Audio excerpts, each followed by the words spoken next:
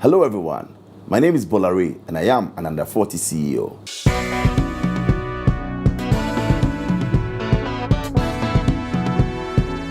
African Renaissance.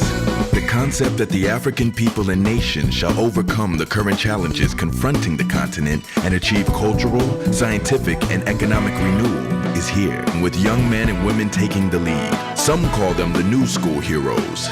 We call them under 40 CEOs. mh1QLBYbsw8, better known as Bola, is a product of the Accra Academy, where he attained a secondary school education and went on to graduate from both the University of Ghana and the Central University College. Embarking on the path of entertainment and media relations, he was appointed the entertainment prefect for Accra Academy, after which he was unanimously selected to be the entertainment secretary for the Legon Hall at the University of Ghana, where he attained a diploma in public administration. His leadership aptitude continued its fruitful growth through his role as entertainment secretary on the Student Representative Council, while he pursued a Bachelor of Science degree in business administration from Central University. Bola is a radio presenter and entrepreneur. He is also the CEO of both the EIB Network and the Empire Group of Companies. Welcome to Under 40 CEOs, Bola. Thank you very much, Mr. Fab. All right, man. I remember the first time that I heard the name Bola. Right. I actually thought it was a Nigerian artist. And then I went on to ask this guy, who is Bola? And he took about a minute to ponder. And then he just said, Bola is just a bad guy. Well, bad meaning that you're a really good guy. But you tell me, who is Bola? Well, first and foremost, I think I get that all the time. We thought you were Nigerian and all of that, but Bola is an affable, astute, loving, ambitious young man. And for me, I'm a go-getter. That's what defines me, and that's my drive. Okay. And I'm just what you get. The school that I went to actually implanted in me to be than to seem to be. So never to be a hypocrite. Say it as it is without fear or favor. And that's what defines me. That's what drives me. So for me, my personality is one that is bubbly, one that is outgoing, one that will just say it as it is, like I said. And that is me. That's Bola. Okay, your birth name is mh1QLBYbsw8. Spot on. Now, how did you come to be known as Bola? Well, Bola is actually an acronym of some qualities that defines my disposition. Of course, my character. The B is for brilliant, the O is for outstanding, the L is for loving, the A is for affable, as in the Bola. Okay. And then the R is for religious, the A is for ambitious, and the Y is for youthful. It's a name that I actually got when I was in my high school days or secondary school days at the Accra Academy. I was in Form 2 when I got that name. The senior that was the one in charge of me when I went to secondary school was called Ray. And, it's called Natty Ray and everybody. So my name is Nat as well, for Nathan. So everybody was also calling me Natty Ray Jr. and everything. I said, okay, so let me be different from him, because I was working just like in the shadows from Form 1 to Form 2. So Form 2, I just changed it. I said, listen, I have to get something that will define me, something that will give me that identity. And I said, I'm Bola, because everything that I do is big. It defines me, who I am and everything. So big dreams, and that's how I'll come. So from getting the name Bola in secondary school to university, where you got your bachelor's at the University of Ghana Business School. And also at a Central University. So I did two universities simultaneously, and it wasn't easy. I did my diploma at the University of Ghana and also my BSc Marketing. So I was in the business school at the University of Ghana, formerly known as the School of Administration. And then, I also at Central University, where I was reading BSc Marketing. Oh, amazing. Right. Yeah. Now, you started your career in media. That's right. At Joy FM, I believe in the early 2000s? Well, I actually started from a campus radio station known as Radio Universe. Amazing. I was barely like 19, 20 years back then. And it started off, it's an interesting story. I actually was posted to go and do my national service somewhere out of Accra. And there was this campus radio station that I fell in love with by Lockout Design. It was known as Radio Universe. I used to listen, and once I called in and I won a prize. So they invited me over, to the radio station, and it was on campus. So when I went to receive my prize, and I was like, wow, this is something that I would love to do, because I was the entertainment prefect back then in high school, in secondary school. So I was like, okay, so why do I have to go and do my national service as a teacher? Maybe I can just start off, at this radio station as a broadcaster and all of that, or on-air personality. So the next day I came through, asked for the station manager, and said, well, I have to go and do my national service before I enter the university. Can I be given the chance to become an on-air personality? And what came was just a shocker. He says, no, I mean, one, you have to be a student of the university before you work at the radio station. Wow. And moreover, nobody has ever done, even if it's not going on air, nobody has ever been, asked to do his national service at our place. So we don't know how a national service person can be taken on. So virtually the door was closed. But then I didn't give up. And that's one thing that also, like I said, it defines me. I'm a go-getter. I don't take no for an answer. I believe that everything is possible. So from there, I went to the National Service Secretariat myself. And I told them that, well, there's this radio station that I want to work with, but I've been posted to go and teach outside Accra. My mom is here. I lived my life here. I don't know how I can start a life back there as a 20-year-old. So if something can be done. Well, they said, well, it wasn't possible. But on my way out, a woman who was sitting there who heard my story says, well, she will actually introduce me to the chief director. If I can go and make a strong case, then who knows? So yes, I was given the chance. I went to his office, met his secretary, told her about it, and she asked me to come the next day at 9 o'clock. By 8 o'clock, I was there. The man came and drove into the compound. He saw me there, asked for my mission. I said, well, I was here the day before, and this is my story. He asked me to go and see another man who actually gave me a letter changing my posting to the central region down to Greater Accra. But of course, it wasn't for an on-air personality. It was just to be an office clerk. And I was thinking, okay, at least that would be my first foot in there at the radio station. So I took the letter to the radio, station, and I told them that, well, they want me to be an office assistant and as my national service and all of that. They said, okay, we can take you on. So there was this station manager known as Alhaji Siddiq. He welcomed me, gave me another letter from the radio station to take to the national service, secretariat. So I started off as an office clerk, becoming a receptionist and all of that. But I knew the ultimate goal. I wanted to go on air. But first, let me get my foot in there. So yes, I was there for about 3 months, and then there was exams time. Many of them, like I said, were students on campus. So when it was time for exams, they had to, some of them, they call up their tight schedules and timetable. They can't run their programs. But Mr. Fab, one thing I was doing as an office clerk, I was also understudying them when they were on air. So everybody took a liking, to me, and also they loved what I was doing. They would send me over and run some errands for us and all of that. And I availed myself. Thereby, they also taking an interest in teaching me how to use the console, how to, the microphone techniques and all of them. So when it was exams time, and I remember one afternoon, the station was about to shut down because nobody was in there to take after. The program. The program that was running, that was the news. And after the news, they said, well, we don't have any DJ, we don't have anybody to do it. And I remember we were just two in the office, myself and the accountant. And I told him that, Nana, he's called. And I said, Nana, I think I can do this. Just give me a shot, a try. Let me just go and man the console. He says, are you sure? I said, yes, I've been doing this, sitting in for people, understudying them and all of that. He said, what time? I said, around midnight. Normally I don't go to the house when I close. I'm hanging around, so that's when I get to learning. He said, okay. Then he called the station manager. And normally if they're writing exams, the practice had been the station manager himself will come in and then will man the console. But on this occasion, he was out of, campus. He said, okay, give Bola a try. So I went, I played music for 30 minutes. And I tell you, Mr. Fab, that's how I discovered. I wasn't asked to. I remember the instruction giving me, do not open the microphone to talk. And you were only doing 30 minutes, by which time the station manager will be on his way. Of course, he will be there at the station. Wow. So I went to control it. I played some very soulful tunes, melodious. And at the time, the pro vice chancellor was listening to the station, and somebody else at the registry. So people were like, wow, who's on air and playing all those songs? So calls were coming in. And then the accountant, because he was at the front desk as well, so the accountant also heard it. Picked up the calls and everything. And people were calling me to ask, oh, who's the one playing? We like the selection.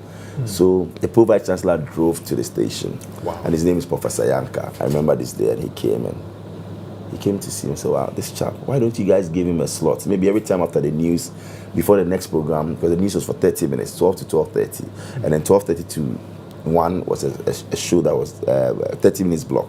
give this to this younger man, and then let's see what he can do. So that's how my radio career started. So I was given that 30-minute slot. I played it religiously for about 3 weeks until one day when I was on the radio. And of course, remember, I wasn't talking. So that's the music. But for me, that was just exciting. So nobody knew who was playing, but they just were enjoying the music. Then one day when I was on the radio, an announcement came. It was breaking news. There was an accident that happened. And it was exams time. So I was the one just playing the music, and I had to talk, make the announcement. It was between myself and the accountant.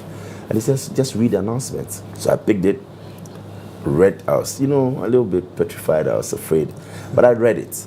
And then my voice was what did the magic. People heard it and said, wow, who is this with this voice? My station manager came and said, listen, we are giving you a program to run. Oh, wow. And that's how it started. This is Under 40 CEOs. Oh, amazing. From being the office clerk to now becoming the on-air personality on campus radio.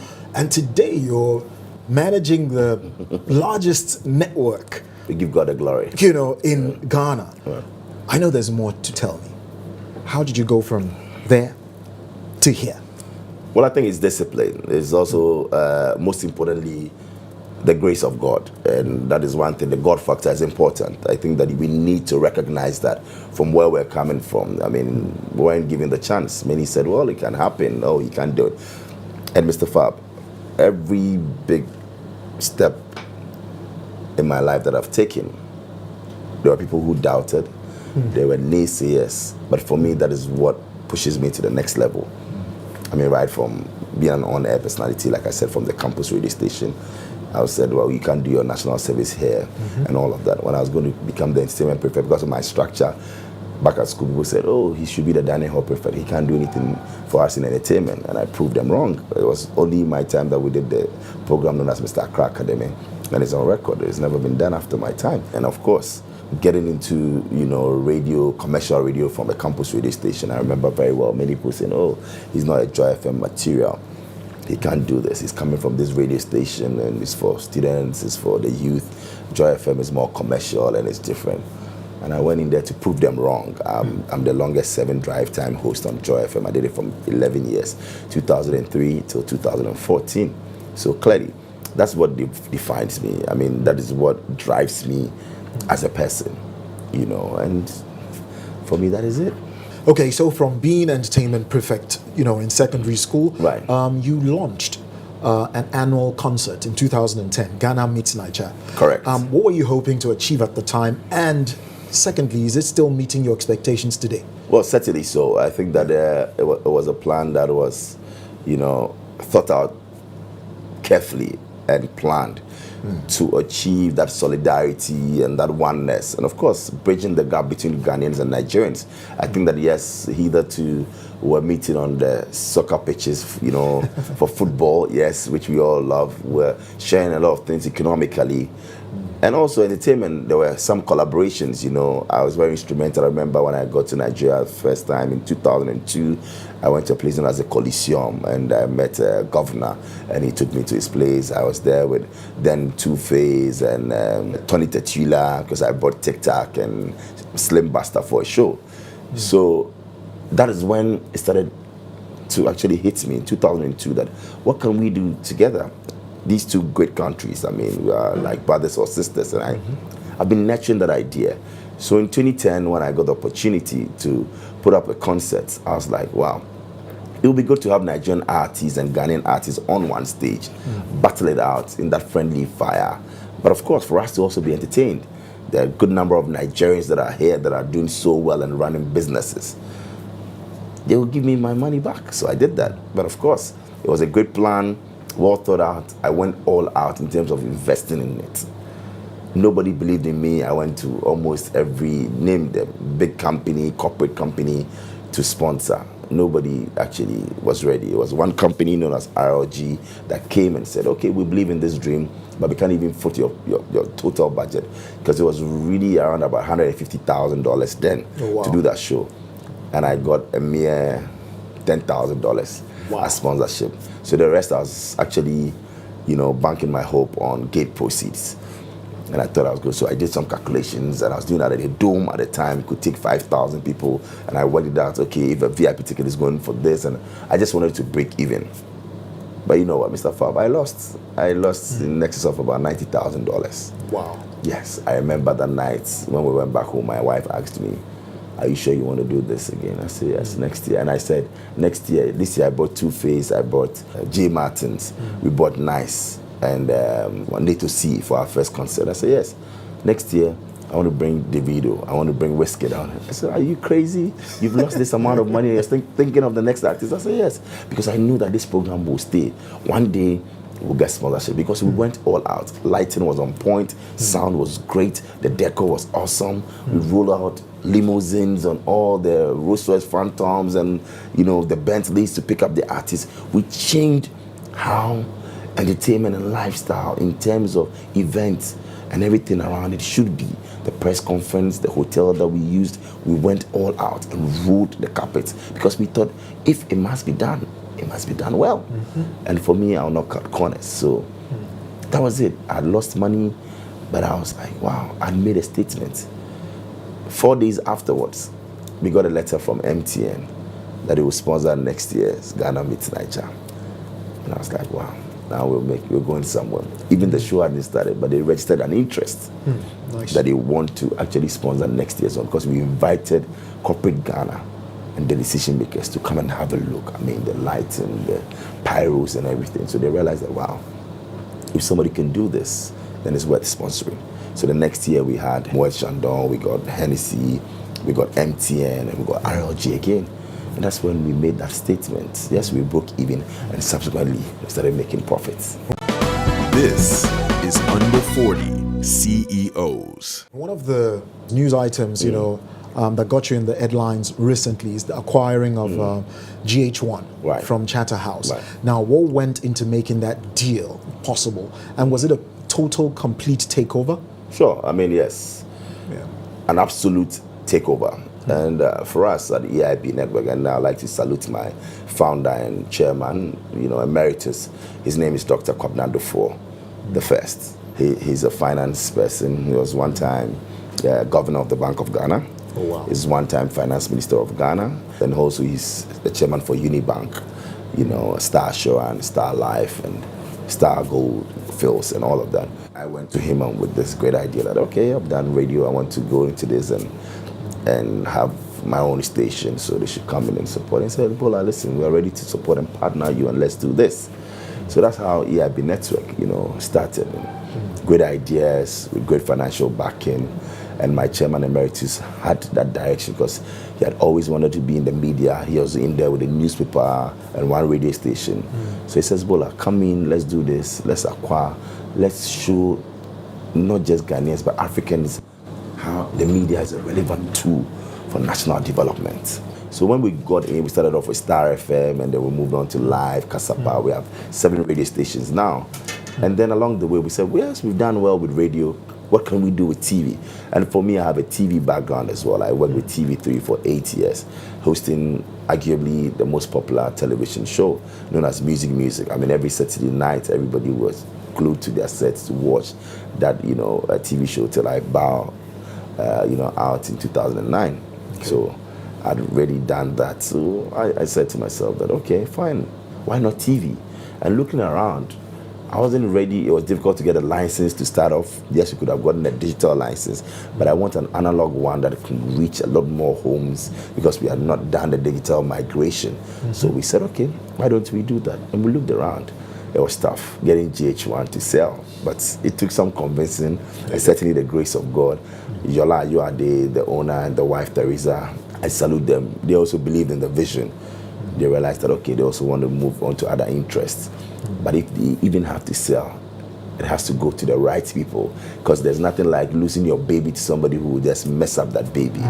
And they realized that those right people were us, Dr. Kwabena Dufour, Dr. Kwabena Dufour II, and my good self, to handle it. And I think that I just had a call from Yola last week. I says, Bola, you guys are now taking this to another level. And that is how exciting it is. GH1 was a great acquisition. Many said, are you sure you can make it work as a current affairs and lifestyle station? Because hitherto was an entertainment show, TV station. And now it's there, it's evident for everybody to see. Big names. At first, we used to go and poach the big names. Now the big names are coming to us because we are doing something right. And that is what it is about life.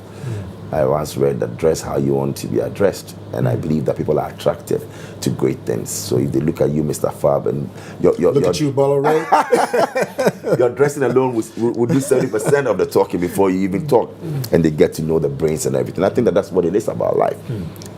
Don't just do it, but do it well. For us, when you see an EIB stamp or validation, you will know it. When you see an EIB handiwork, when you see everything good in the media, and you say, this person must be coming from EIB, and you are spot on. So that is the dream. We want to actually deliver to the markets that we serve, but with a global perspective. And that's our vision. And we are creating that value to inform, to educate, to entertain. And the media, like you know, is the fourth estate of the realm. There's parliament, there's the executive, there's the judiciary, then comes the media. So clearly we cannot toy with the power that is given to us. And that's why we have to be responsible. We have to be credible. We have to deliver on our promise. And this EIB network is ready for. This is Under 40 CEOs. So EIB network, EIB I found means excellence in broadcasting. Correct. So are you still looking to acquire more media business? And if so, what types are you looking at acquiring? Well, certainly. Clearly we are in the print. We own a newspaper known as the Heritage newspaper. We are in radio, like I already said, and radio acquisition is going on. We want to get to 9 and stop, but of course we got in the licenses to operate 2 more. 1 up north and 1 in the central region. Nice. So after that, then we're done, But of course, that is between Q2 and Q3. Quarter 2 and quarter 3 will be done. TV station, yes, we have GH1. There's also going to be a TV station for the mass market, which we call Aggo TV. That is also yet to be launched. And then we're done. We have an online, a robust online, vibrant online known as starfmonline.com, where people get to listen to us around the world. We have livefmonline.com that is doing well, Kasapa Online. So we are heavily online as well. We've also acquired a station in the UK, Star Radio UK. So we're there last year to firm up things. We're going back again this year to make sure that, and in August we should be launching. We want to tie it in with the Notting Hill Carnival in London and do something great. So you were recently listed second on a list of the top 50 young and influential Ghanaians. Right. What do these nods, recognitions, accolades, and awards mean to you? Well, for me, I think that it humbles me. It also shows that, yes, we've come a long way. Winning the best radio presenter of the year, best late afternoon show, best TV personality. We've gone through it all. CIMG, radio host of the year, radio program of the year, Accra Award winner. It goes on and on. But for me, it tells me one thing, that people are watching, people are listening to you, and people are being inspired by what you do. They've put you there. They've made you who you are. Humble yourself, keep back to them, and you continue to excel. And for me, that's what drives me. I cherish them and I thank them for making it happen. But yes, I take the award. I'm grateful, but I'm saying it challenges me to do more. Visit www.bellaniger.com for exclusive clips and updates on Under 40 CEOs.